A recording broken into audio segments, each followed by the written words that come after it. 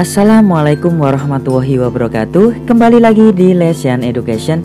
Oke teman-teman, pada kesempatan kali ini kita akan melanjutkan pembahasan kita, yaitu persiapan CPNS tahun 2021. Dan sekarang teman-teman kita masuk ke part 34 ya. Part 34 ini kita akan membahas tentang korupsi.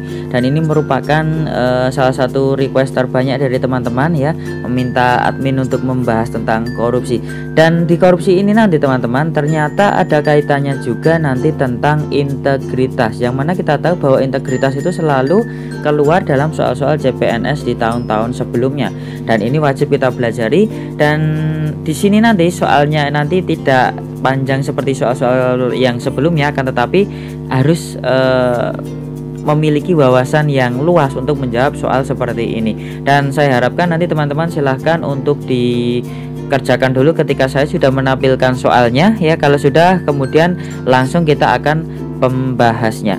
Oke teman-teman, sebelum kita masuk ke pembahasannya, bagi teman-teman yang baru bergabung di channel ini, silakan klik tombol subscribe dan jangan lupa untuk aktifkan notifikasi loncengnya supaya tidak ketinggalan video-video bermanfaat yang lainnya. Oke, sekarang kita akan masuk ke soal yang pertama ya. Kita di sini soalnya nomor 11, karena soal nomor 1 sampai soal nomor 10 sudah saya bahas di video sebelumnya. Oke, sekarang kita bahas ya teman-teman, nomor 11. Demi tercapainya target penerimaan negara, maka pemerintah fokus pada pencegahan korupsi pada sisi A. Revenue, B. Expense, C. Birokrasi, D. Kebocoran anggaran, E. Penyelewengan kekuasaan. Nah, silahkan teman-teman dijawab dulu kalau sudah. Sekarang kita akan membahasnya. Oke, untuk pembahasan soal ini ya, jadi dalam Perpres nomor 54 tahun 2018, yaitu tentang strategi nasional pencegahan korupsi, di situ disebutkan bahwa pengelolaan keuangan negara pada prinsipnya menyangkut dua sisi utama, yaitu penerimaan atau revenue dan belanja atau expense. Ya, alasan korupsi pada sisi penerimaan negara itu menjadi fokus karena berdampak pada tidak tercapainya target penerimaan negara serta pelayanan publik dan pembangunan menjadi tidak optimal serta tidak tepat sasaran. Nah, sedangkan korupsi pada sisi belanja terutama pada proses perencanaan, kemudian penganggaran, kemudian pengadaan barang dan jasa pemerintah ya, jika pencegahan itu tidak dilakukan ya, maka berdampak pada tidak tercapainya target pembangunan nasional. Nah, dalam hal ini fokus pemerintah dalam pencegahan korupsi pada sisi ini yaitu masih adanya penyelewengan kekuasaan. Nah, misalnya dalam hal penyelewengan dan kriminalisasi petugas pada sektor pajak dan non pajak seperti itu ya.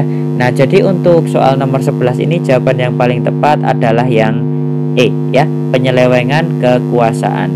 Oke teman-teman, sekarang kita lanjutkan ke soal nomor 12. Fokus strategi pencegahan korupsi meliputi hal-hal berikut ini kecuali A. Perizinan dan tata niaga, B. Pendidikan anti korupsi, C. Keuangan negara, D. Penegakan hukum, E. Reformasi birokrasi. Oke, silahkan dijawab teman-teman kalau sudah. Sekarang kita akan membahasnya. Oke, pembahasan kita ya. Jadi fokus strategi nasional yang pertama yaitu adalah perbaikan pelayanan publik ya, perbaikan pelayanan publik dan tata niaga. Nah, kedua bidang ini menurutnya sangat rawan serta rentan terhadap tindakan korupsi.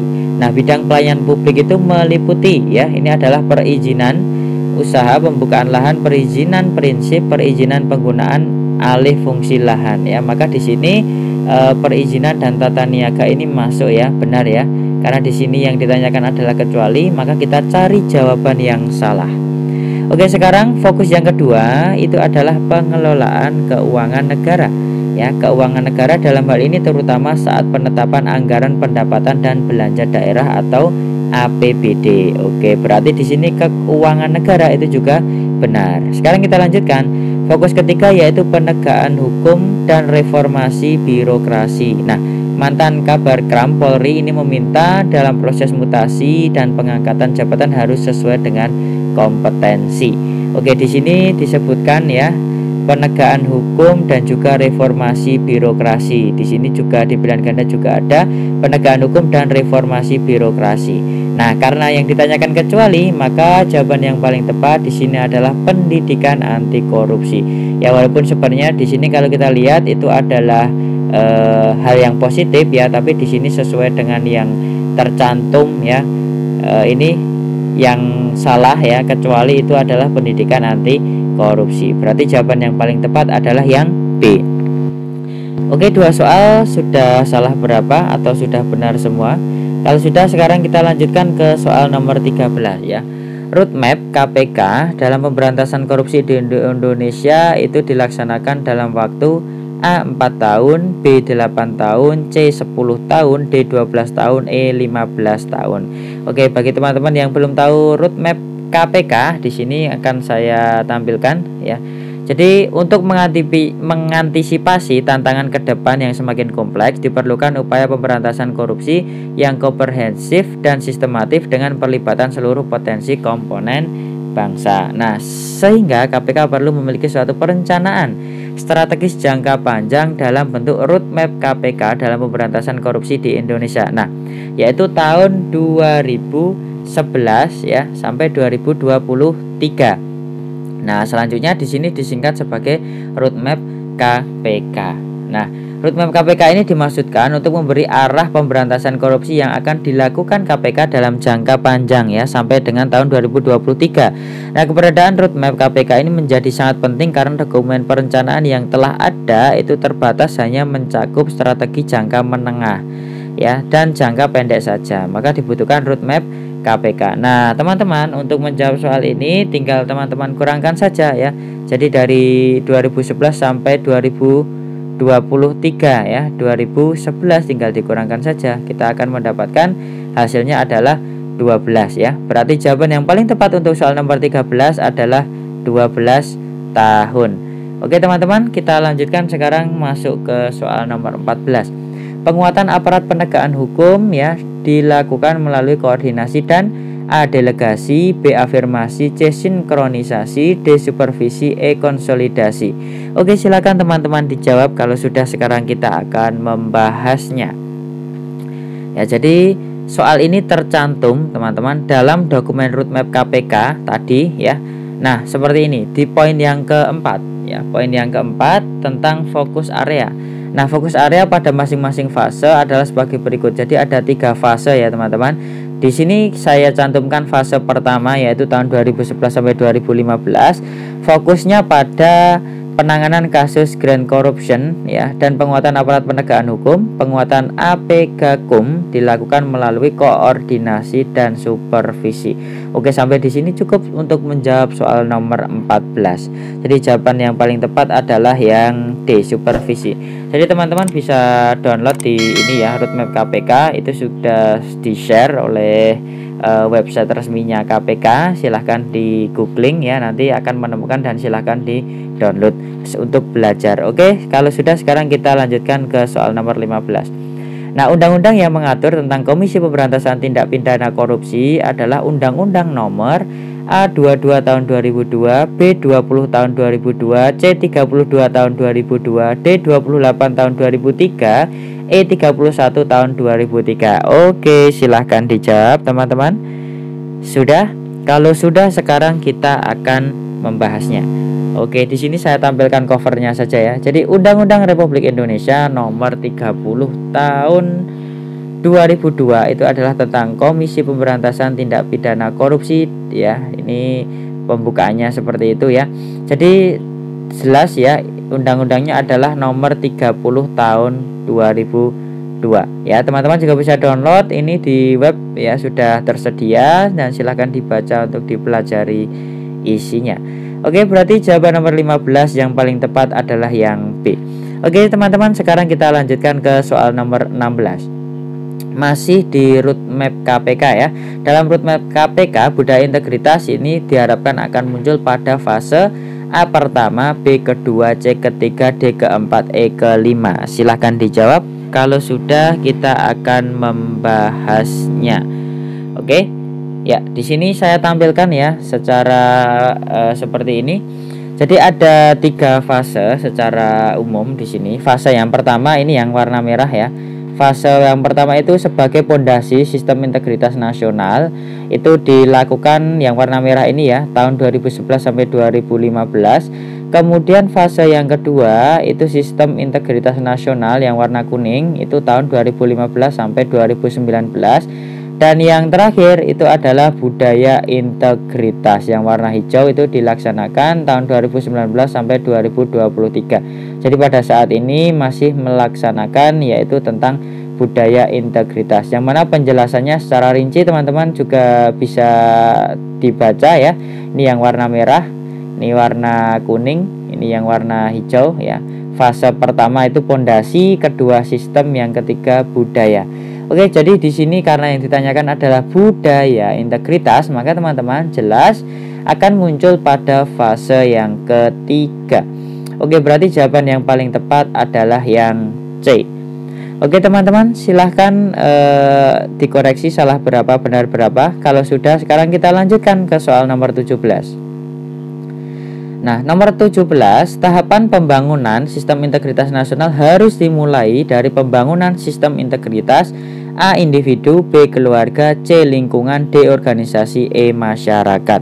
Oke, silakan dijawab teman-teman. Kalau sudah, sekarang kita akan membahasnya ya.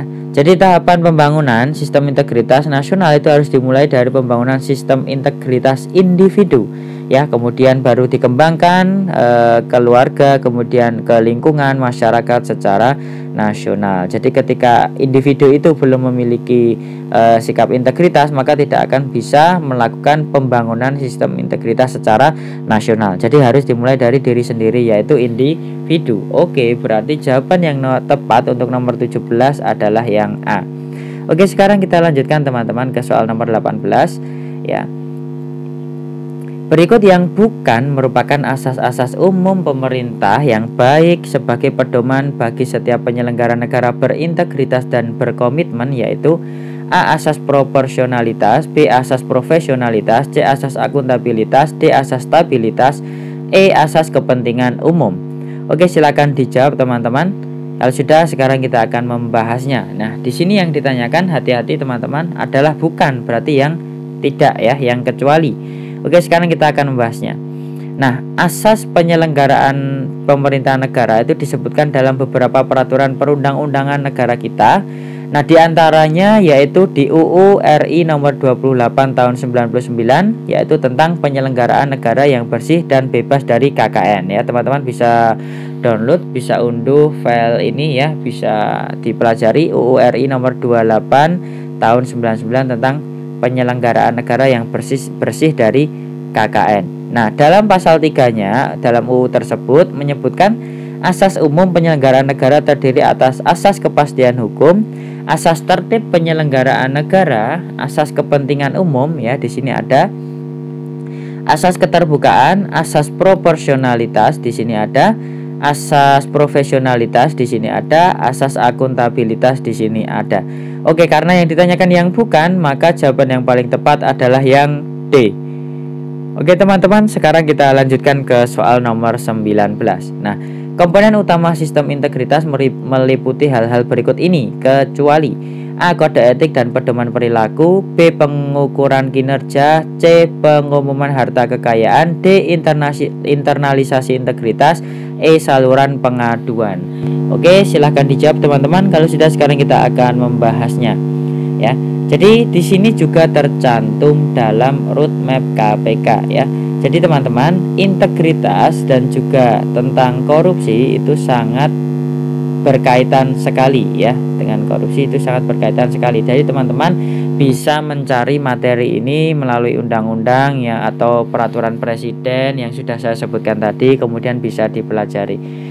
Jadi dalam roadmap KPK dalam pemberantasan korupsi di Indonesia tahun 2011 sampai 2023, yang tadi ada 12 tahun tadi ya, roadmap KPK diingat. Nah, itu ya hal-hal yang harus dipedomani dalam sistem integritas terbagi dalam dua komponen penting, yaitu komponen utama atau inti dan komponen pendukung. Nah, perlu diingat bahwa soal itu menanyakan yang komponen utama. Oke, di sini akan saya sebutkan komponen utama itu. Yang pertama adalah kode etik dan pedoman perilaku. Nah, di sini ada teman-teman, berarti yang A benar. Kemudian pengumuman harta kekayaan, ini yang C benar. Ya, kemudian kebijakan gratifikasi dan hadiah, ini salah ketik ya. Pengelolaan akhir masa kerja, saluran pengaduan, di sini juga ada yang E. Kemudian internalisasi integritas juga ada, evaluasi eksternal integritas ya, kemudian pengungkapan isu integritas. Itu yang komponen utama. Nah, kemudian untuk komponen pendukungnya ya, kebijakan rekrutmen dan promosi, pengukuran kinerja, sistem dan kebijakan pengembangan SDM dan pengendalian dan kontrak dengan efisiensi. Nah, di sini komponen pendukungnya itu tercantum pengukuran kinerja ya. Itu berarti jawabannya adalah di sini yang B ya, karena yang ditanyakan adalah kecuali. Oke ya teman-teman, berarti jawaban untuk nomor 19 itu adalah yang B. Oke, sekarang kita masuk ke soal nomor 20, yaitu soal yang terakhir ya, soal nomor 20 atau soal ke-10 dari video ini ya. Oke, sekarang kita baca dulu ya. Jadi Komisi Pemberantasan Korupsi itu wajib mengumumkan gratifikasi yang ditetapkan menjadi milik negara paling sedikit A 1 kali dalam setahun, B 2 kali dalam setahun, C 3 kali dalam setahun, D 4 kali dalam setahun, E 5 kali dalam setahun. Silakan dijawab kalau sudah. Sekarang kita akan membahasnya ya. Nah, jadi di Undang-Undang Republik Indonesia tahun nomor 30 tahun 2002 tentang Komisi Pemberantasan Tindak Pidana Korupsi ya, teman-teman silakan download, jangan lupa. Nah, di situ dijelaskan dalam pasal ke-18 ya, Komisi Pemberantasan Korupsi itu wajib mengumumkan gratifikasi yang ditetapkan menjadi milik negara paling sedikit 1 kali dalam setahun dalam berita negara. Oke, teman-teman ya. Jadi di sini jelas sekali bahwa jawaban yang paling tepat adalah 1 kali dalam setahun. Oke, teman-teman, itulah 20 nomor ya, sampai nomor 20. Kalau di video ini totalnya tadi adalah 10 nomor. Silakan dihitung salah berapa, benar berapa, tuliskan di kolom komentar, kasih kritik, saran yang membangun supaya saya bisa membuat video yang lebih bermanfaat lagi di video selanjutnya. Dan silahkan request juga teman-teman video apa yang akan kita bahas di video selanjutnya. Oke teman-teman, terima kasih sudah menyaksikan video ini sampai selesai. Jangan lupa dukung terus channel ini dengan cara klik tombol subscribe, like, share, dan komen di kolom komentar, supaya saya juga semangat memberikan video-video bermanfaat bagi teman semuanya. Sampai jumpa di video selanjutnya teman-teman. Wassalamualaikum warahmatullahi wabarakatuh.